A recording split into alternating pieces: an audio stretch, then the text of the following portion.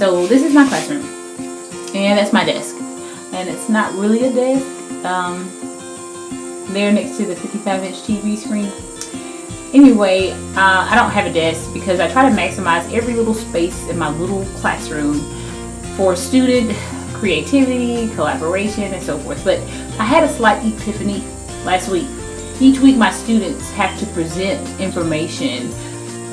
For the most part, they have to present what they've learned. We call it Each One Teach One Thursdays, and basically I tell them you can present this information however you so choose within your group, as long as the presentation does not take away from the objective that you're teaching.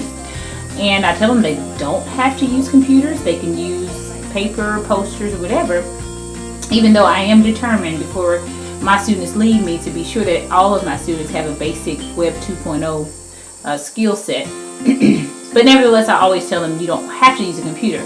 But the epiphany that I had was that really my classroom fosters primarily the use of a computer.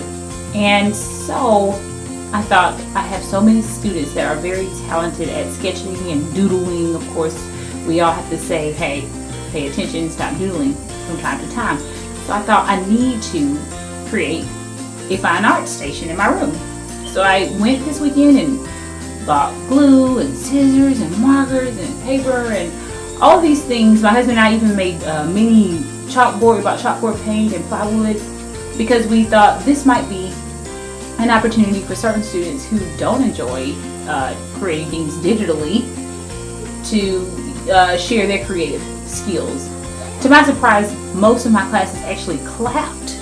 They clapped when they saw the fine art station in the back of the classroom. So that's really cool, and I just wanted to share that. Some of you may not think that's a big deal, but for me, it was quite telling.